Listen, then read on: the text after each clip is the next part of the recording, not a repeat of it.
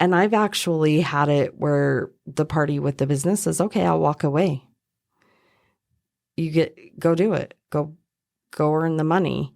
And the poor other party goes, well, I don't know how to do that.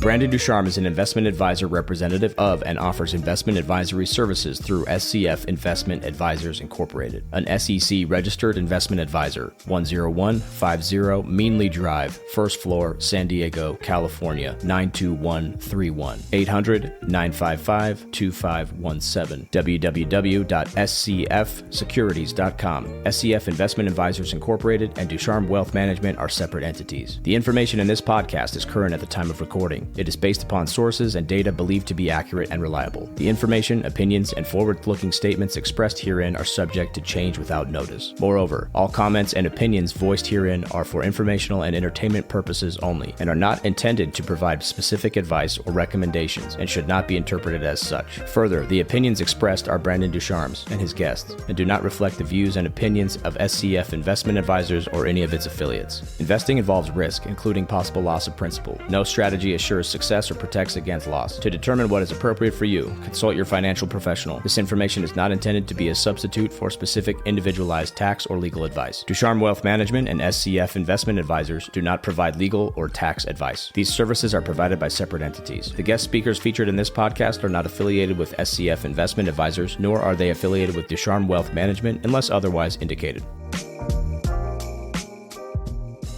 Paint the picture for me. I've never been divorced. Okay. It's actually my 9th anniversary today.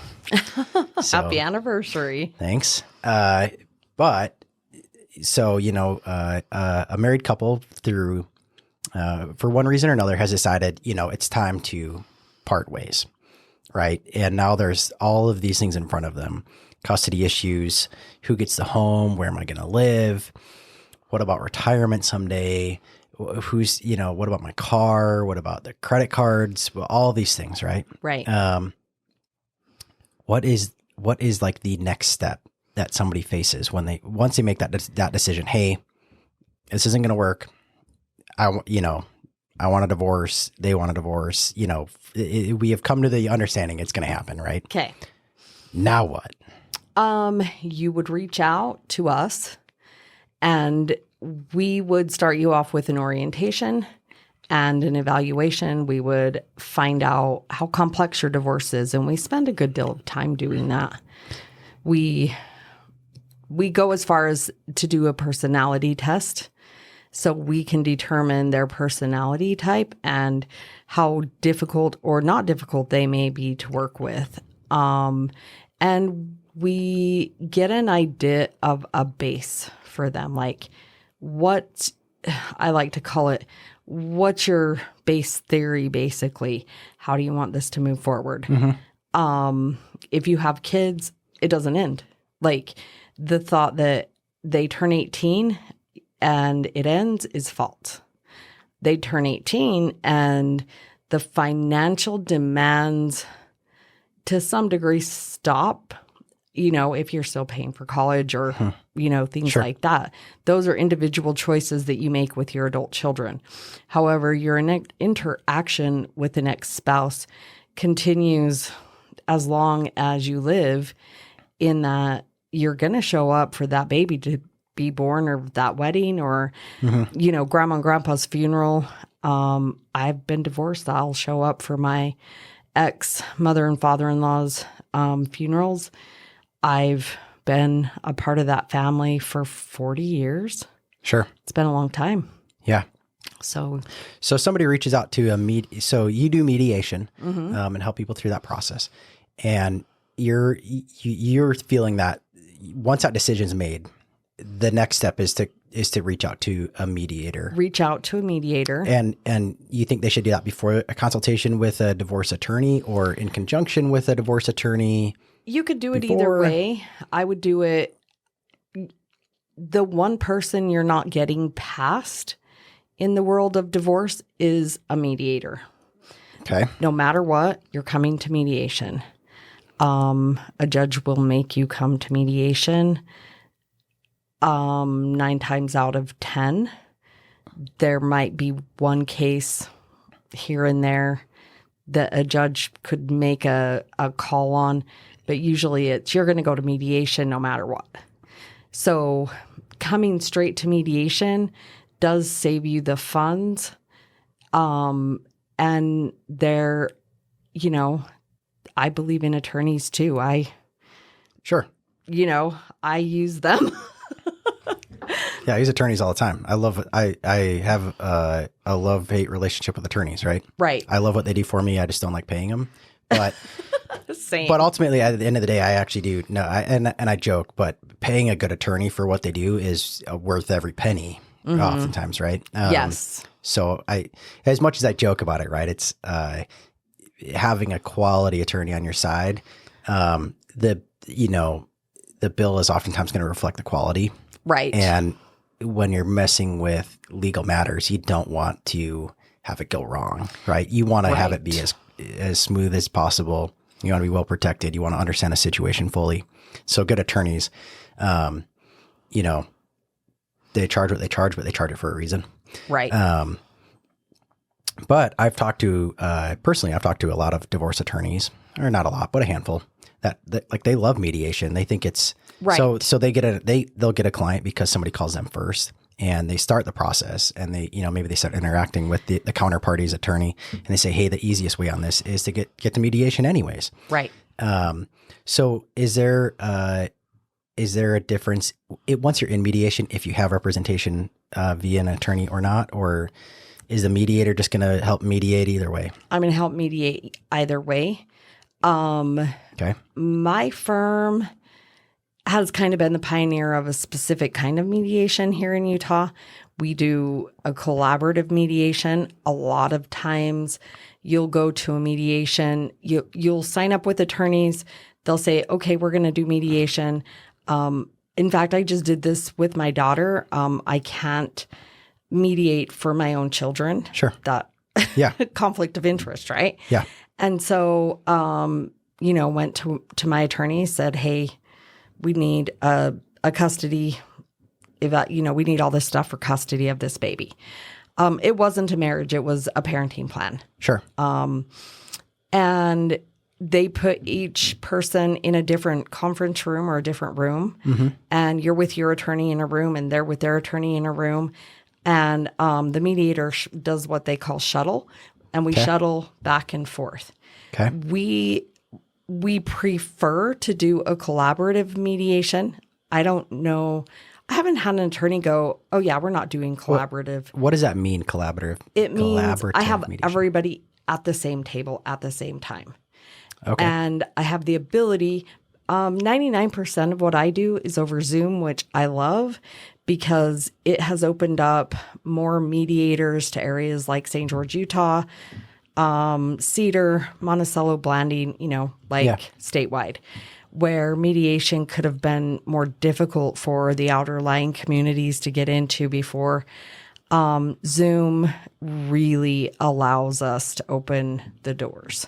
Okay. And so I can set up rooms.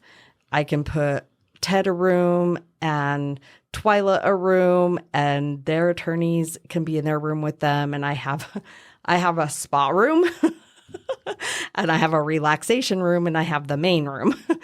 And so at any time, if somebody says, hey, Monica, we would like to talk to you individually, including the attorneys, I can move us into different spaces. So you so in collaborative mediation, start together, you may break apart and then come back together. So people can take breathers and let calm heads prevail. And mediation, body language is key. I watch a lot of body language. Yeah. And if I see things getting a little tense somewhere, I can call. You can call the timeout. The mediator can call the timeout. Okay. So that's when somebody gets to mediation. Now you've done, is it fair to say hundreds of mediations? Oh, yeah. Thousands of mediations? I don't know. Yeah, I'm probably there. Yeah. Okay. About 200. Well, the year before last, I did I think it was like 80 last year I did like 264. I pulled out my modifications. And so I probably did 10 or so of those. And this, I haven't counted. Sure. This last 12 months. So you're doing several hundred of these a year. Yep. There's, from the financial planning side, I always like to try to get involved with divorce cases sooner than later.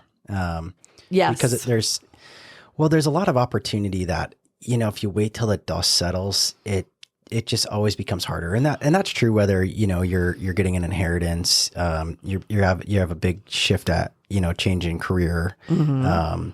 It's one of those things, it's financial planning is easier when you get involved sooner and can do the planning. Exactly. Than to say, treat it more like an accountant, like, okay, this is what happened. Now what? There's, all these concerns around financial planning with divorce, right? So maybe what's, one of the big things that you see people get aside from custody, right? I don't know that I want to go down that rabbit hole, other than mediation is a place that you can absolutely can talk about custody. Yes.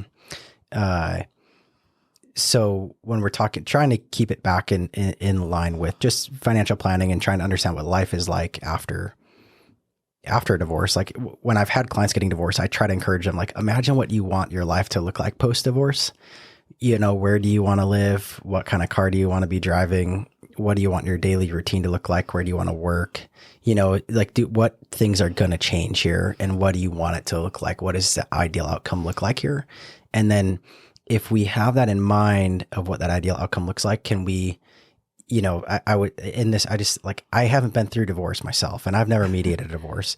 So this is just my best advice that I've been able to kind of come up with, is say, like, take that and bring that to me, and I can help you understand what financial assets you need to have in place, mm-hmm. and the financial planning side of that. But then you can take that to the attorney and help through a mediation process to get what you need to get, not the emotion of what you feel you need to have. Right. Yes. I feel like a lot of times that's the house.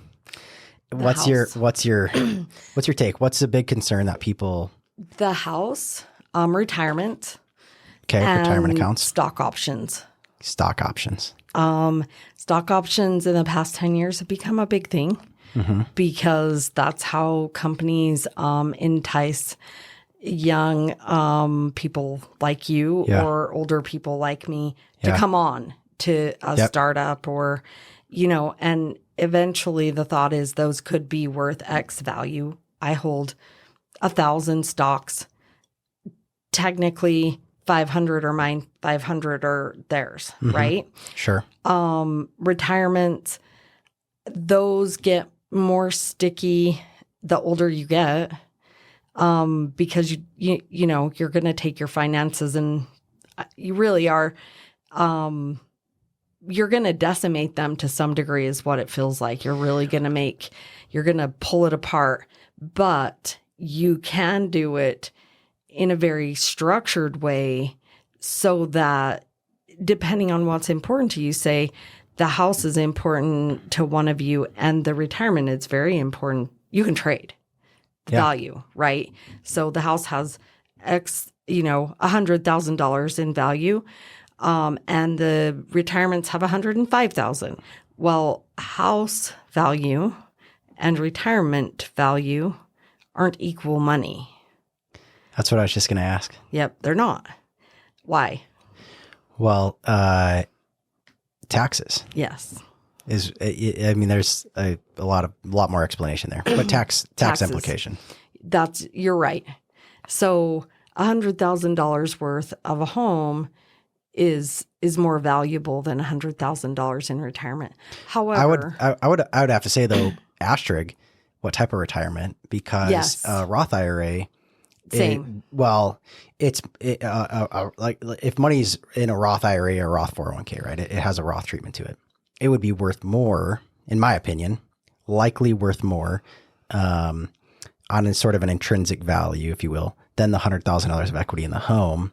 And the $100,000 of equity in the home is likely a higher intrinsic value, going back to this, than a traditional IRA. Yes. Because if you have, all else equal, $100,000 in a traditional IRA, $100,000 in a Roth IRA, and $100,000 equity in a home, well, you have to pay ordinary income tax on the IRA as it comes out of the traditional IRA. The home, if it's your primary residence, you likely have a tax exemption if you have to sell. Yes. But maybe you're in a situation where you're not selling, but later on you tap that through a reverse mortgage, or you tap that through a HELOC, or some kind of loan, right? That taking debt out on the property. Now that's going to carry a cost of the interest rate. You got to pay to the bank. So now your taxes are paying the bank interest, right? Either way, somebody's getting something. Roth IRA is kind of free and clear, right? You hit 59.5, and barring a couple very minor nuances, it's tax-free money you can pull out without any tax implications. So the money can continue to grow tax-free, and then be tax-free growth. So, right. I see that a lot where they talk about splitting the 401k, and people aren't taking the time to dissect, okay, how much of this within the 401k, because you just get one 401k statement, right? Right. Like when somebody comes to mediation, they say, here's my 401k statement. They're not, and no one's saying, well, how much is Roth? How much is traditional? Typically, in my experience, I don't know if you do or not, but if you don't, it's a great question to ask. No, we make them define. Yeah. Okay, great. And we also, if there's question, make them upload proof. Okay. Because that does come up. Is that really how much is in it? Because inevitably, if you're not being 1,000% upright, the other party will go search for the statement. Yeah, they'll get them. I've seen people have to give statements for several years back to prove that money wasn't coming out, or this or that. And I've seen the divorce agreements come out a couple different ways on this too, where you have so people say, okay, we're going to split the 401k, right? As an example. So you get half and I get half, and we'll split the traditional and the Roth dollars even. So it's just 50-50 split, right? Okay. When? Because markets change. So if you're capturing, so somebody brings in and says, well, there's $100,000 in the account today. So you say, okay, so if I'm the receiving party, right? It's the 401k is in your name. I'm the receiving party. And we write that up as I receive $50,000, right? Now what you're doing is you're bearing on additional risk until that happens, in a sense, right? Because if the market goes down to 80,000, I'm getting more than half of the account when we finally file this thing, right? And vice versa, right? And so, well, and I've seen it say just like, hey, it just splits in half, and it's like, okay, well then there's an additional lawsuit later on because one person interpreted it as, hey, that as of such date. And then another, and then the other party, 5 years later, when they finally get around to filing the QDRO, the qualified domestic relations order that actually splits the account, say, well, the market's gone up for 5 years or whatever. So I want, it's based on today. And now where do you end up? Right. Back at mediation or in court or, additional lawsuits. So typically what I'm seeing there is, a lot of people don't understand you have to do the divorce. You have to go get a secondary court order called the QDRO. Yep. Qualified domestic relations order. Right. Yep. And that there's a time aspect to that. Yep. It depends on the administrator of the policy, how quickly they get back to you, how fast they move. Do they have their own QDRO that they'll help you fill out in-house? Or do you have to come back to me and go to the paralegal or to an attorney and have them do it? Yeah. So it's all a time. I try to make them move quickly. I typically I won't encourage them to go 5 years before they split it. It's split it. And then there's one other big, I'll bring in the other big one. It's alimony. Okay. And so you can do trade barter on an alimony situation. And so my divorce was one of those that was decent money.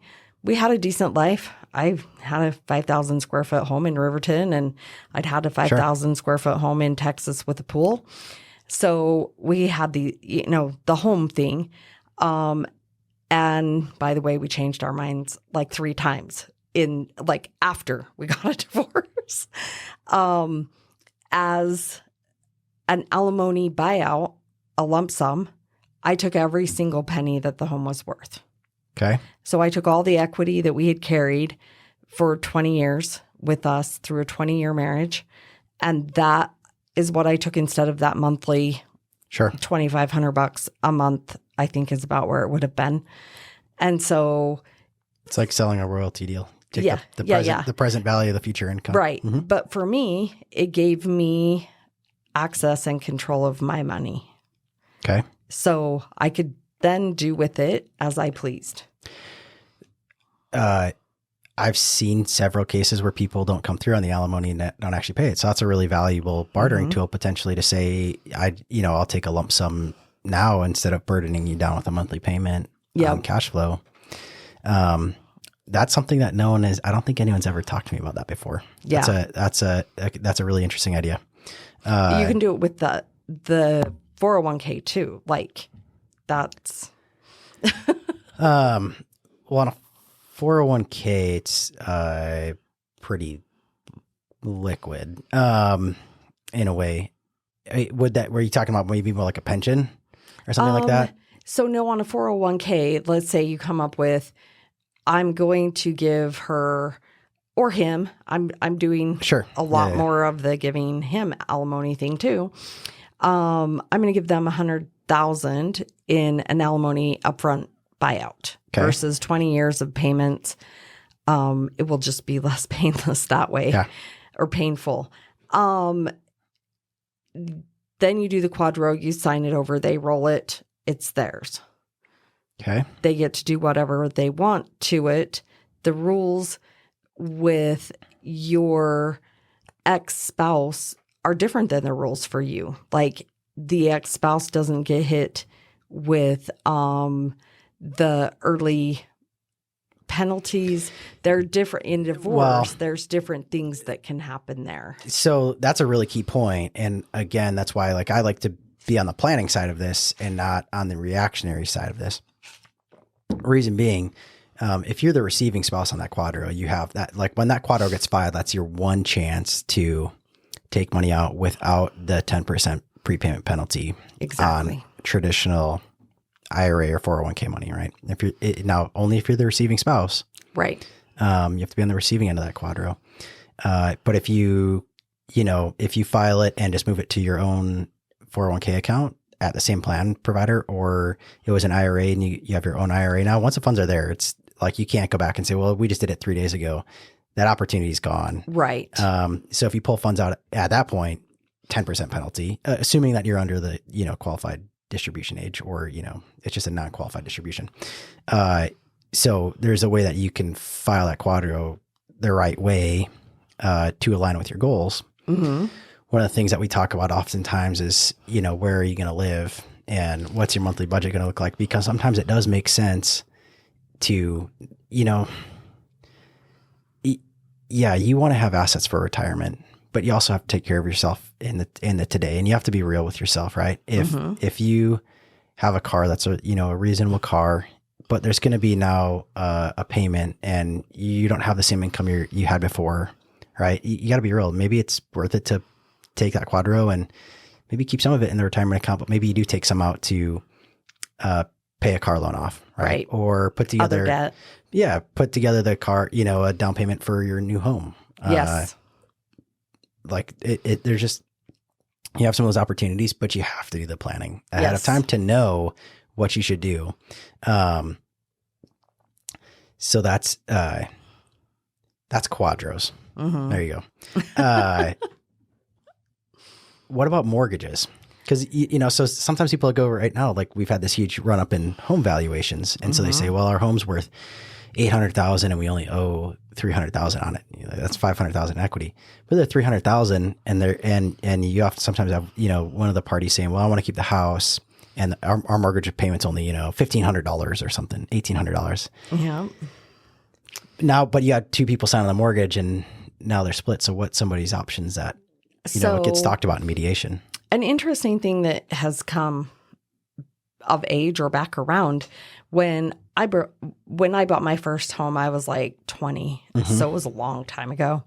I literally went through a neighborhood in West Valley City. There was a for sale sign. I went up, I knocked on the door. I said, hey, your house is for sale. I want to buy a house. And they wanted out of the house. And they said, yeah, our loan is assumable. And I went, okay, cool. Tell me how. And within like a couple of weeks, I had assumed their loan and bought myself a home, and for all of $33,000. Sure. And then we've gone years. I mean, not only have I done mediation for a long time, but real estate. We've gone years and years, and we haven't seen a lot of this assumable loan thing going on. And about 18 months ago, well, maybe a year ago, somewhere in there, I could write in a mediation, they're going to sell the house, they're going to split the equity, the cost will be paid through this mean and manner, blah, blah, blah. Well, the house is quit selling. And so I had people coming back and saying, oh, we got to rethink this house thing. And now we've seen assumability come back around. And if we have two spouses, both have a good job, one of them can assume 100% of that, perfect. Go assume the loan. We're going to figure out what to do with the equity, whether it's, the person getting alimony is going to assume the loan and get the rest of the equity as an alimony lump sum payment. Or, this is the cool thing about mediation. There's only a couple things we cannot bargain with. Not going down the rabbit hole. Child support is child support. You can't. It's a state calculation. It's a state. Okay. We all have to use the same calculator. Everything else is really movable. You can make decisions on how you want to barter, bargain, set this up, but the assumability has created a world that makes this new world a little bit easier for us. Sometimes we'll have a situation where maybe they're a little bit upside down in the house. Sure. One of them, and I'm seeing more of that currently, one of them better say they want that house, or both of you are coming to the closing table with a check. Because otherwise, then we're talking short sale world, and nobody wants to really go there. Some people will have to. So the houses, there's so many creative things, but the mortgage, there's assumability. If we put in the divorce certain language and say, hey, this person's going to pay the payment, they're going to be awarded the home, so-and-so is going to stay on, the other party's going to stay on the home for X amount of years. So then you have to look at it in a different world. We see in the real estate world all the time, investors come in and they're bartering and leveraging other people's money. So as the person keeping the home, you're kind of leveraging someone else's money, right? The time period goes by. After a period of time of them consistently paying the house payment, it looks kind of like you have a portfolio. This person can now go, of course they have to have credit, income, etc. They could go purchase another home. Sometimes they'll come and go, I recently, this was their idea, not my idea. They came and they said, okay, we're going to make a deal. We're going to go purchase another home together because our funds together work better than apart. And so we're going to have two homes, and we're going to keep them for, I think it was 10 years. They were going to stay on each other's mortgages and each other's titles. And you know, here in Utah, you don't have to be on titles.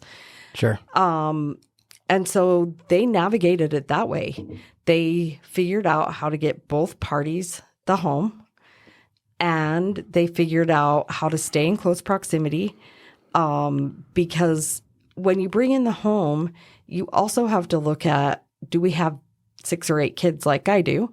And where are all these people going to live? And how close are mom and dad going to be to each other? It's one of the reasons why divorce gets so expensive is because now you have to provide shelter for, Yep. the one kid has to have shelter in 2 places, but he's only using it 50% of the time. Right. That's or less true. in some cases. But Yes.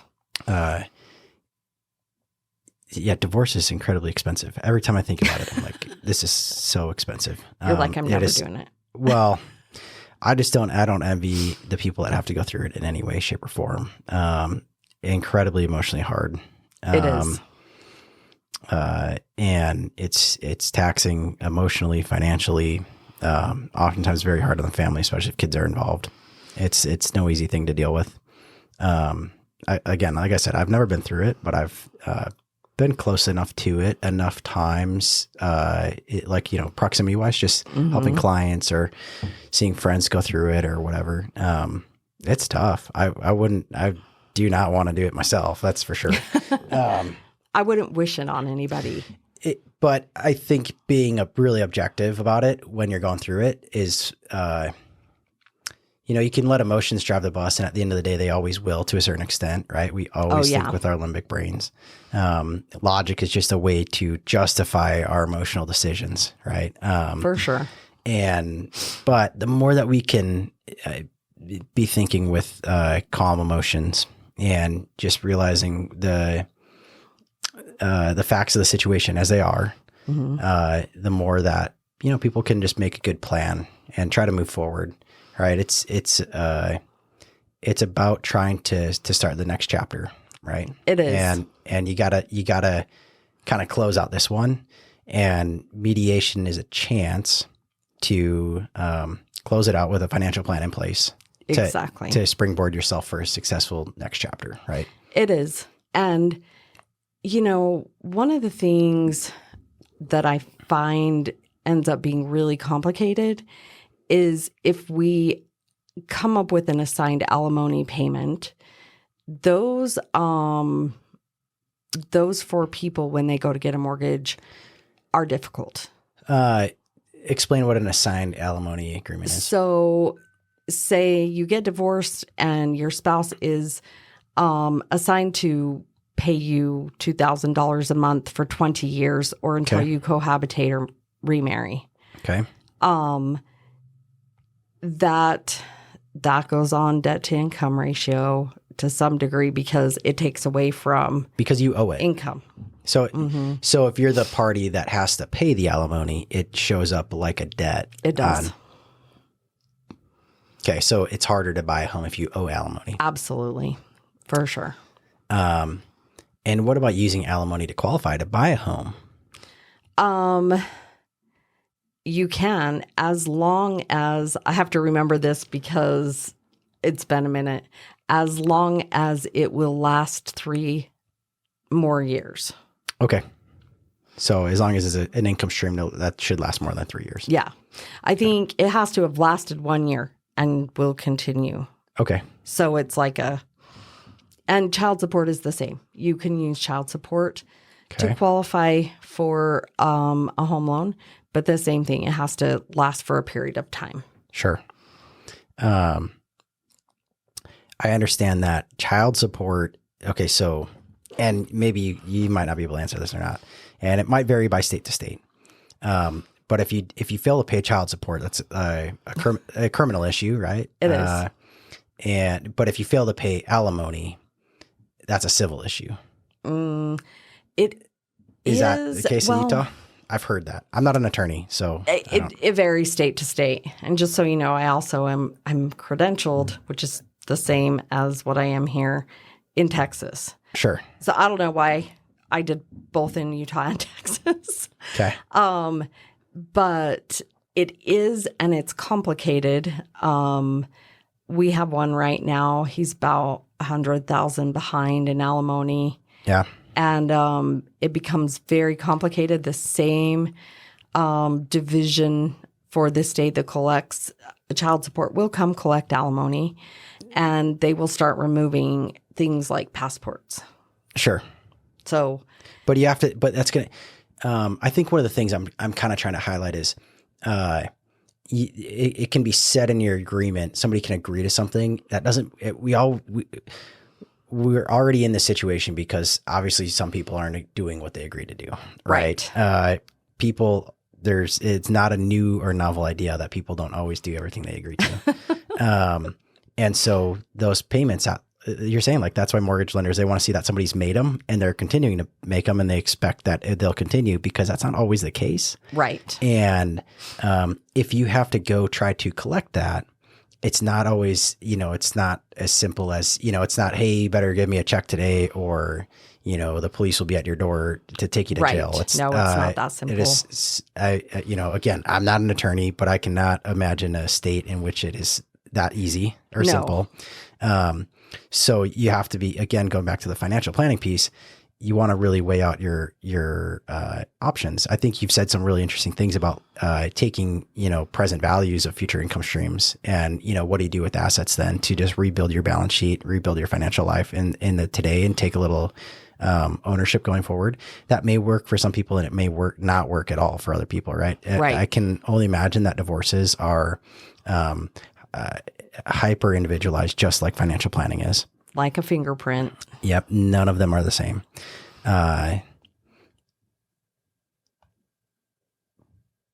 if you do it right, it can be a really rewarding experience, not getting divorced, but if you do your planning right, there's really unique pivots in this or points along this timeline of a divorce, where if you have a good plan and you're thinking through things and you're making logical decisions, it really can help you increase your odds or your probability of success moving forward. Right. I think, it's interesting. We talk about this all the time in our team meetings.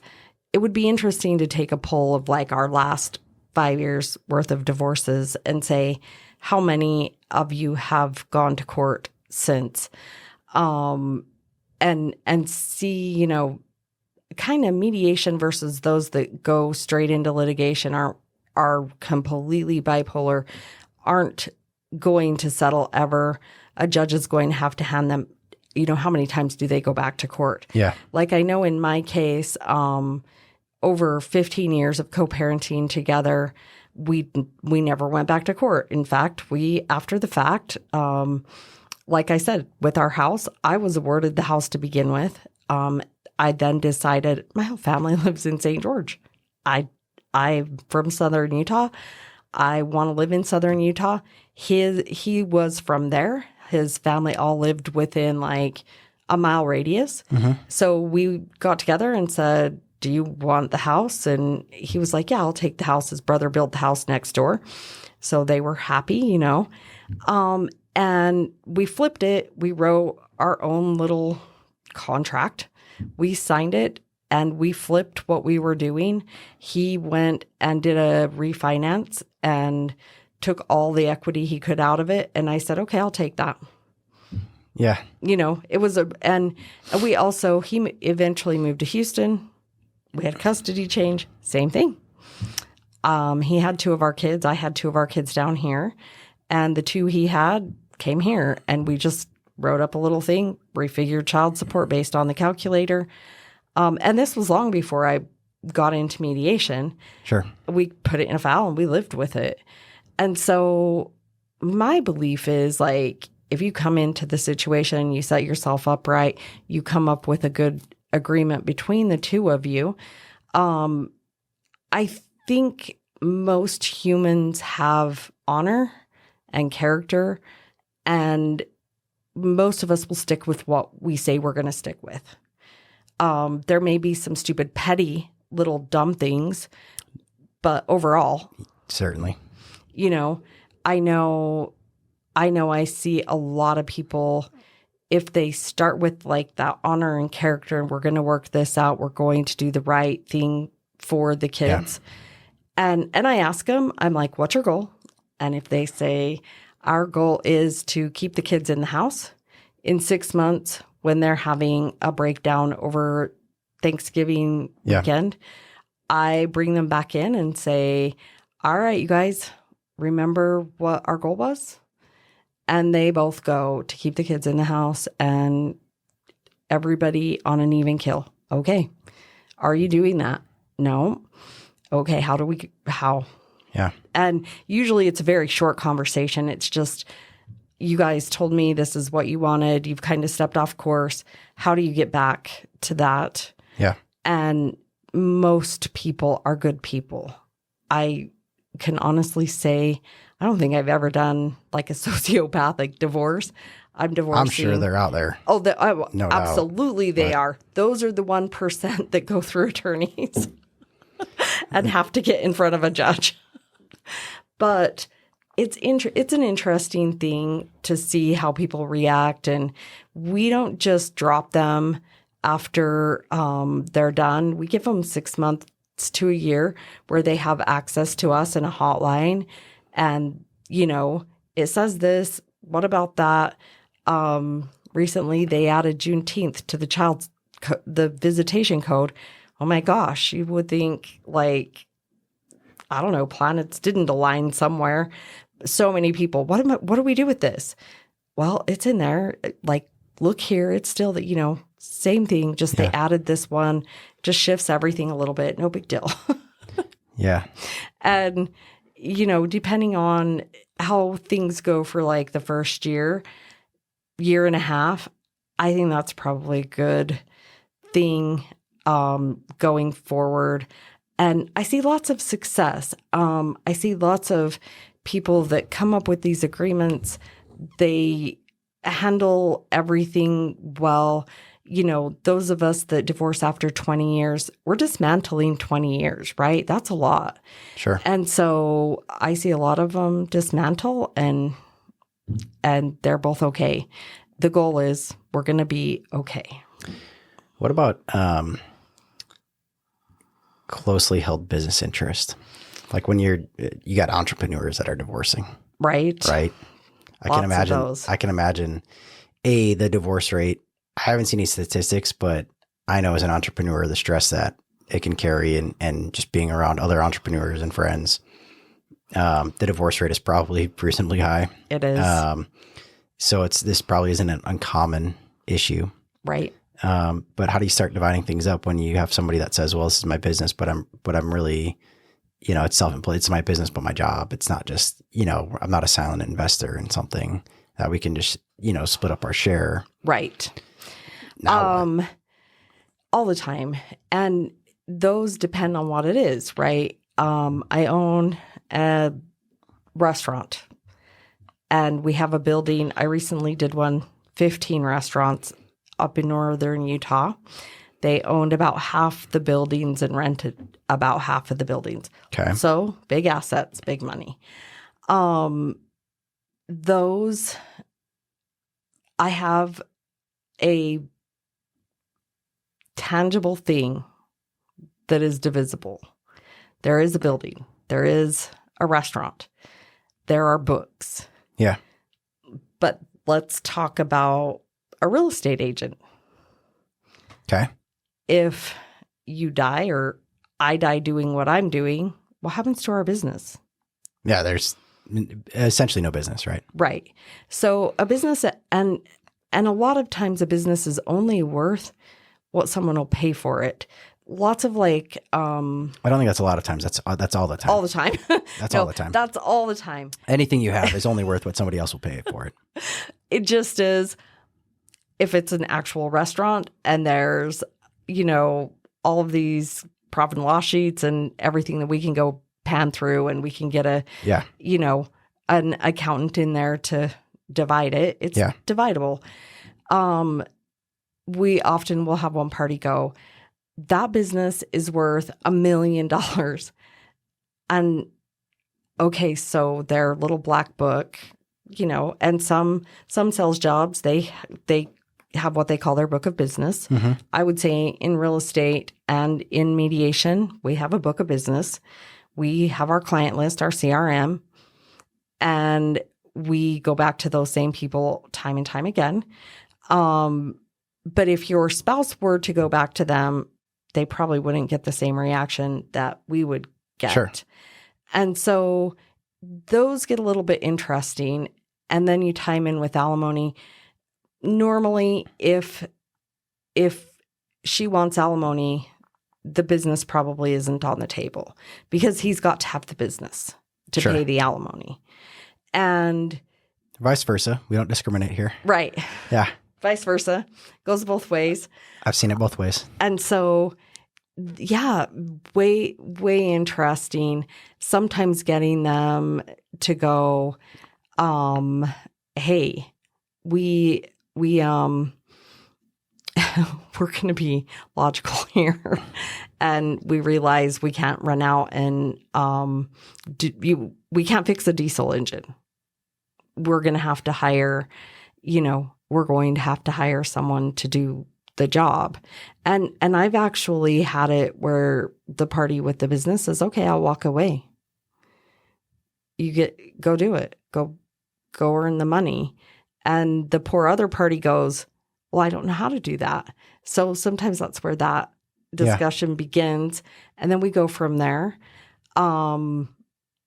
It's also interesting when you tie some of that in with, we've lived this lifestyle. Mm-hmm. Recently I took, like last month, I took a month worth of my divorces and I added up the consumer credit card debts and personal loans, like anything that wasn't attached to something, right? Okay. And I was shocked to find out that it's between the average debt in the divorce that I'm doing, divorces, is about $70,000. Wow. Yeah, which it's growing. And so sometimes one party will go, but our lifestyle said we have this, this, and this. Because you've been putting it on credit cards. I have to go over and go, but look here. And because this is here, it's got to come out of somewhere. If you have a house, generally it's coming off the equity to balance it off. You can be creative with that too. But that's, money is a big reason in divorce. Yeah, I hate to elaborate more on that because I think people just don't want to hear that. Yeah.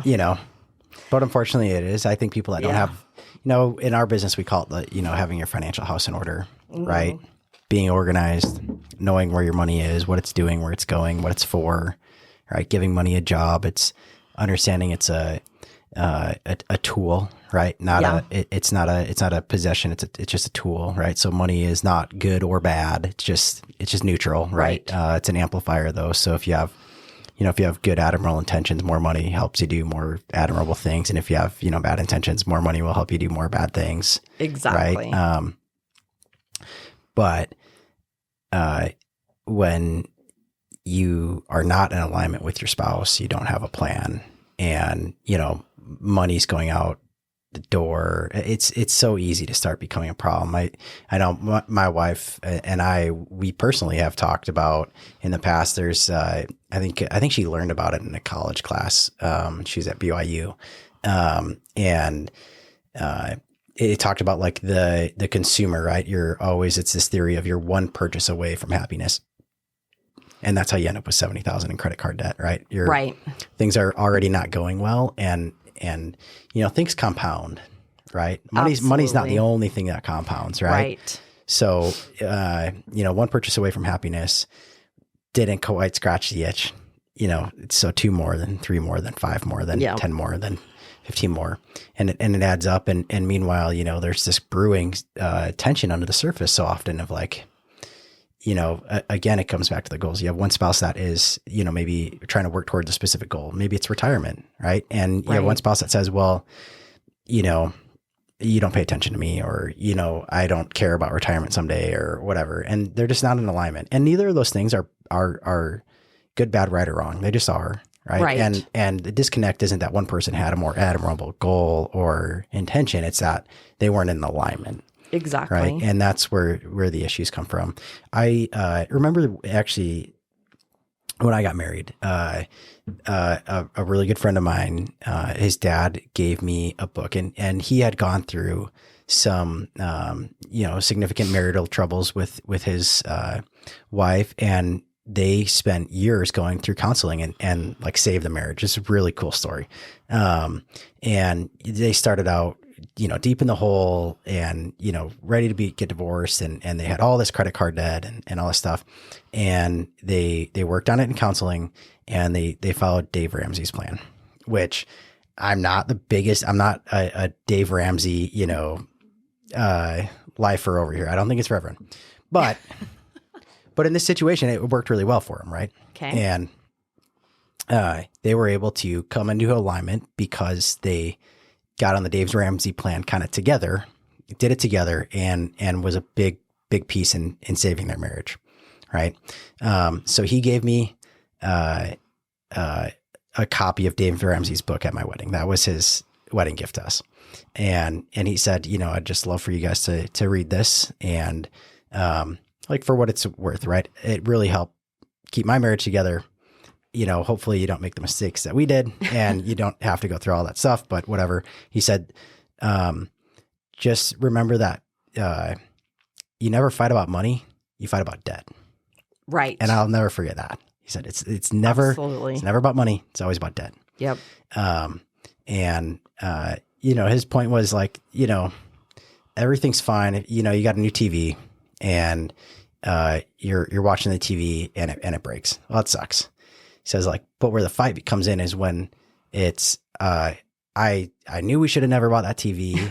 And, and so he says, well, you told me you wanted it, and I didn't never want it, but now we still have, 18 more payments to make on it. Right. And it's like, that's where the real fight comes in. Absolutely. And once you turn on the line of credits, it's really hard to turn the line of credits off. Right. Right. So now it's just, well, we already got it once on payments. Let's go get another one on payments.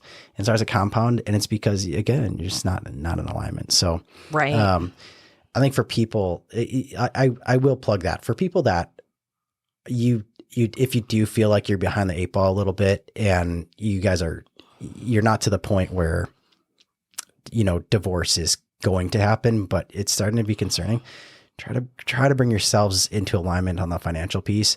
And, Dave Ramsey is not a bad place if you're starting way in the, you're starting in the hole, and you just need to get on the same page. That's good baby steps. It is a plan.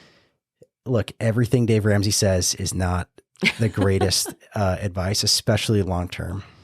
Right. But there's some value in that. That's one of the books I do like to give to people. There's a couple books.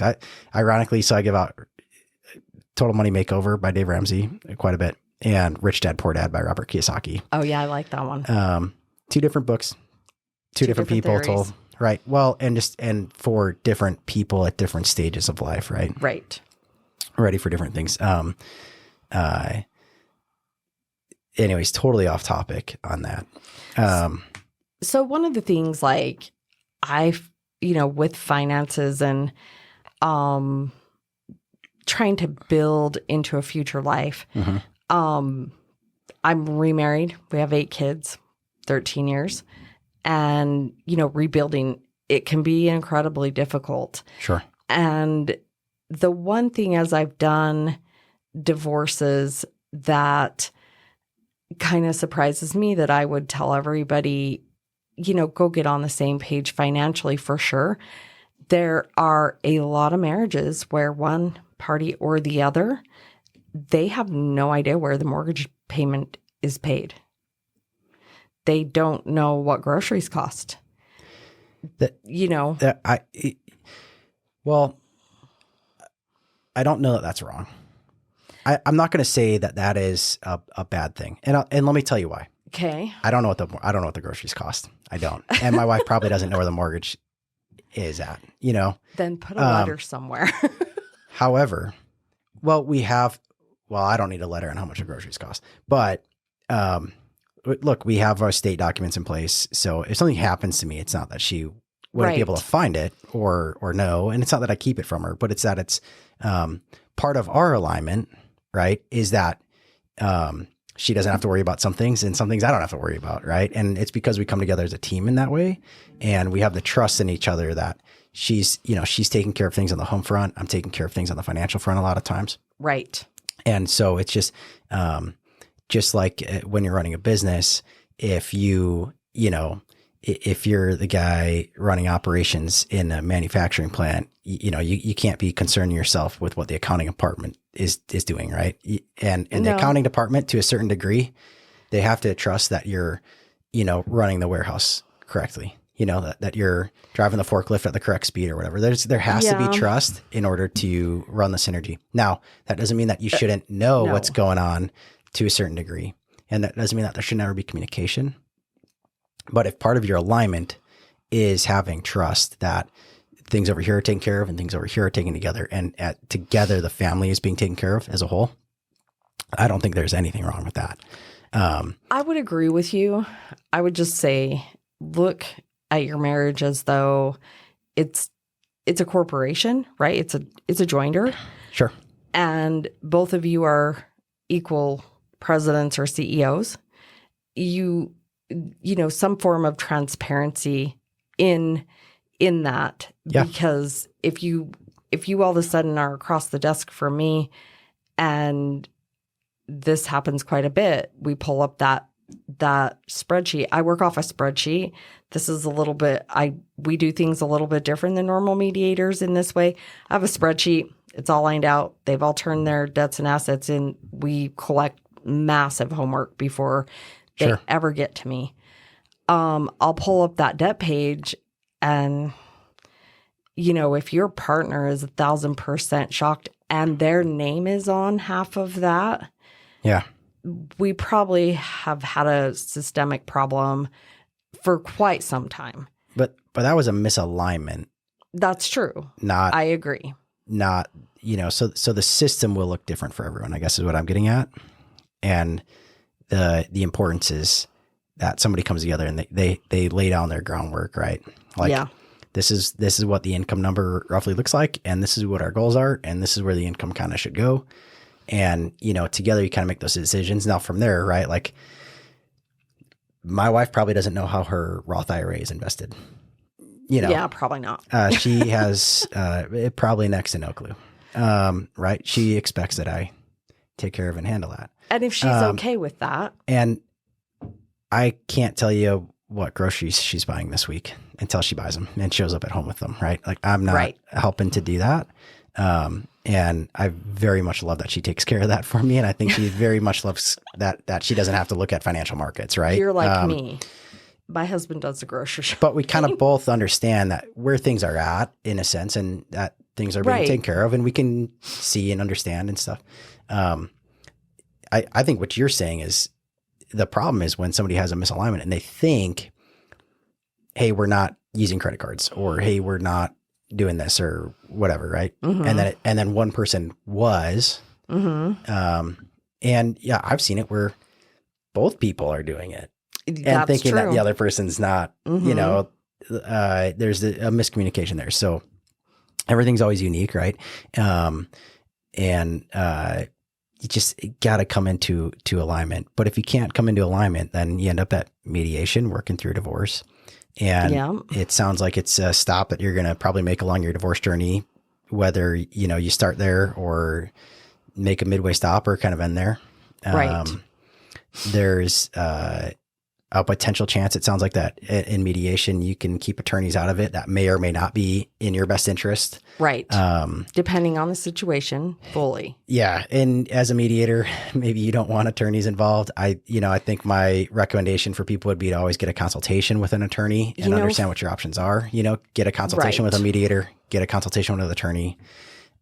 Maybe look for an attorney that works with mediators, right? Like that. And they all do. Right. And that should go both ways. Like, I would never refuse a mediation because attorneys are involved. Sure. And attorneys would probably never refuse the other direction, right? Because we're all kind of on the team, and sometimes there's attorneys and co-parent coordinators, and there's like there actually is a financial manager place. They're called like a certified divorce, CDIA, I don't know, financial, but it's a certification that CPAs get fairly often. Sure. And I kind of love it when they come in and go, oh, hey, we've already, delineated through, especially on these big ones where. Yeah. I mean, I don't have the certification, but we do that for people that need it. I rather love that idea just because I'm not going to pull that debt and asset sheet up and have some big surprise happen. Yeah. I won't have to diffuse that thing. That's one thing I know I'm not diffusing. Yeah. So for me, I find them useful. And, the same thing with attorneys. I find sometimes between me and two attorneys, we're going to come up with a really good plan. Yeah. Sometimes without attorneys, we're going to come up with an excellent plan. Yeah. There's so many different ways. Mediation is probably the least expensive way to get there.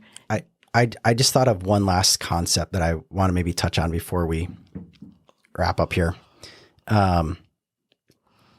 If somebody goes into a bank and they want a big business loan, it's not uncustomary for the bank to say, we'll give you this loan, but part of the terms of this loan is that you need to carry a life insurance policy on yourself, so that if you can't work to pay this loan back, right, we are going to get paid back by the life insurance. Right.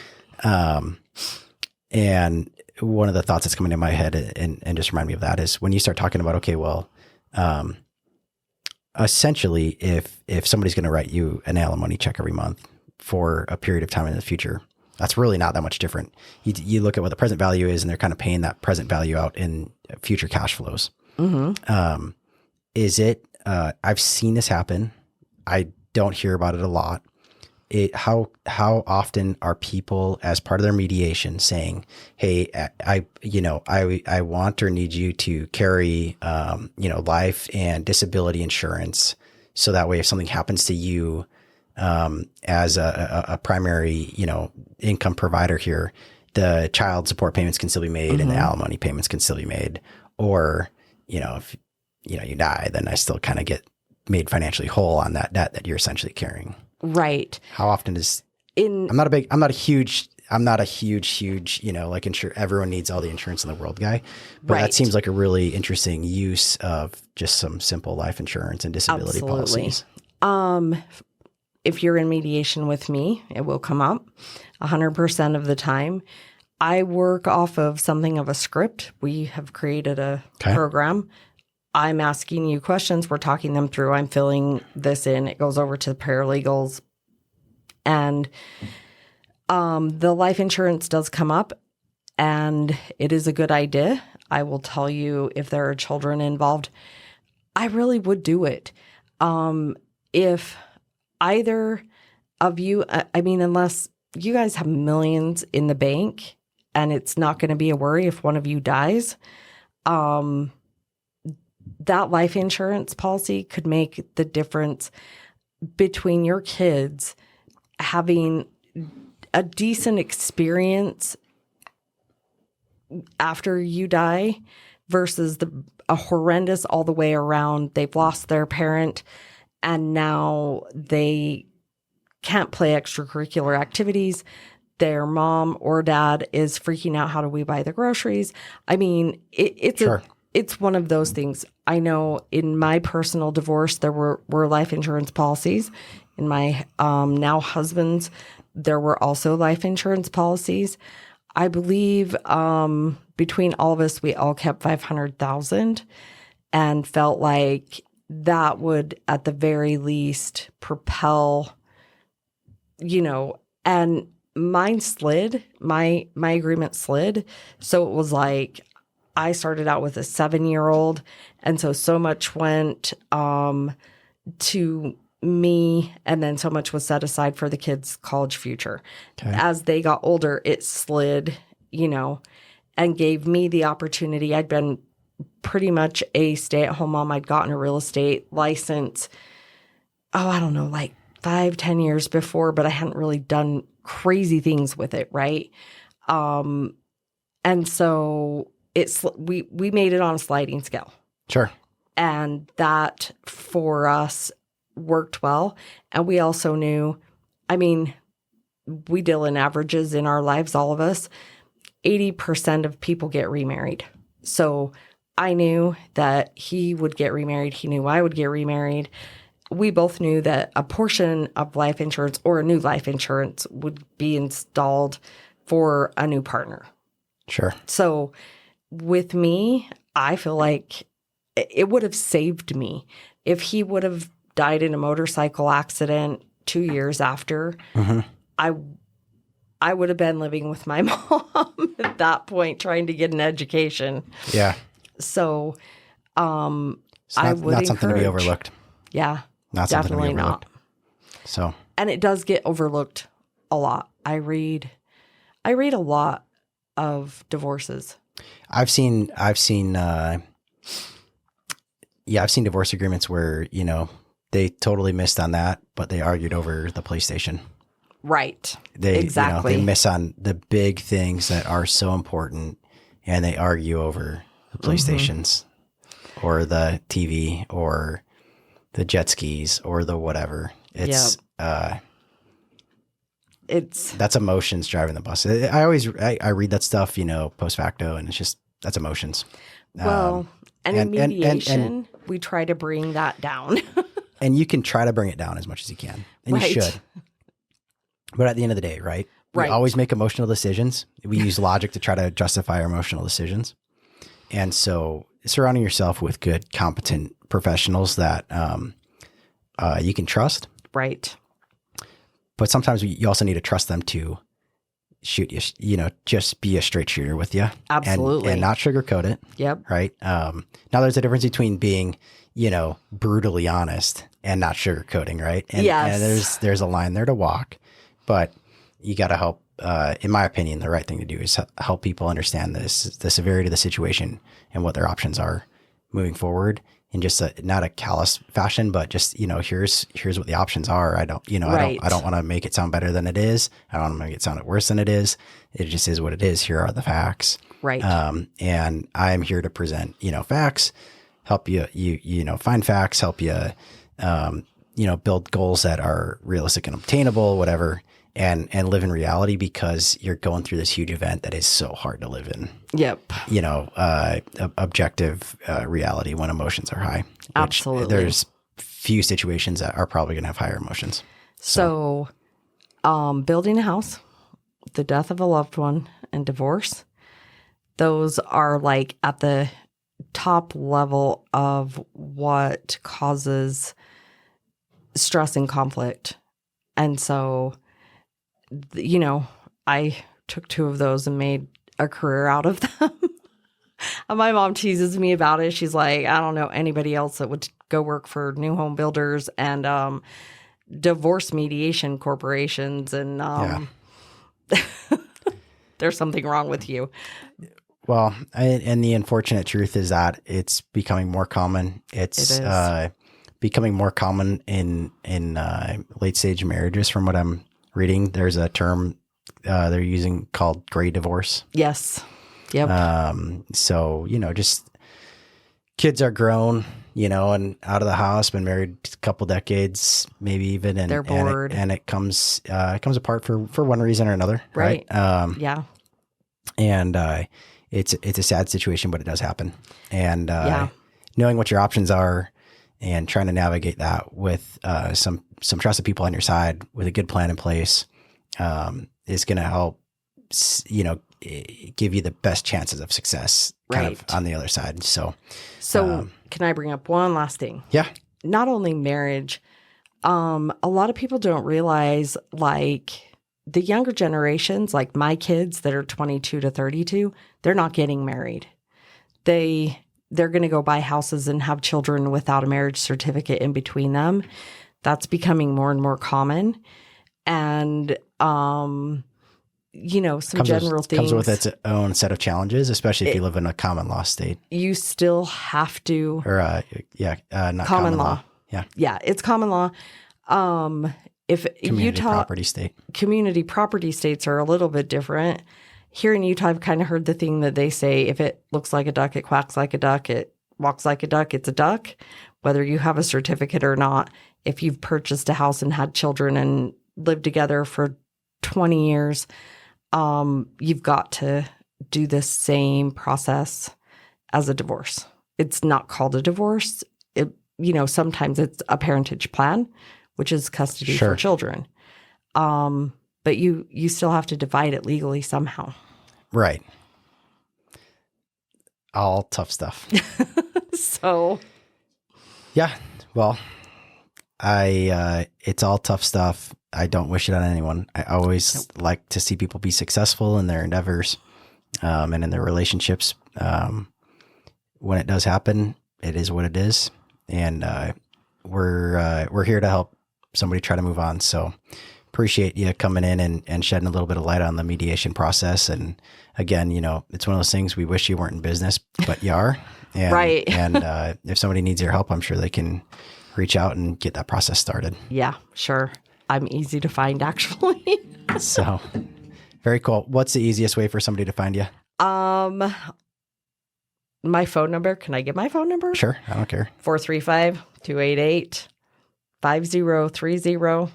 I'm Monica Lynn Brown Owens on Facebook and Instagram. I am also the Divorce Diva. The Divorce Diva. Yeah. All right. Well, I hope everyone enjoyed your time today with the Divorce Diva. And we will see you out there. Investing in real estate and securitized real estate may not be suitable for all investors and may involve special risks such as limited liquidity and demand for real property. Changes in supply and demand for real property, change in law, tenant turnover or defaults, loss of investment, competition, casualty losses, use of leverage, real estate values may fluctuate based on economic, environmental, and other factors. There is no assurance that the investment objectives of any real estate program will be attained. The cost and availability of life insurance depends on factors such as age, health, and type and amount of insurance purchased. Before implementing a strategy involving life insurance, it would be prudent to make sure that you are insurable.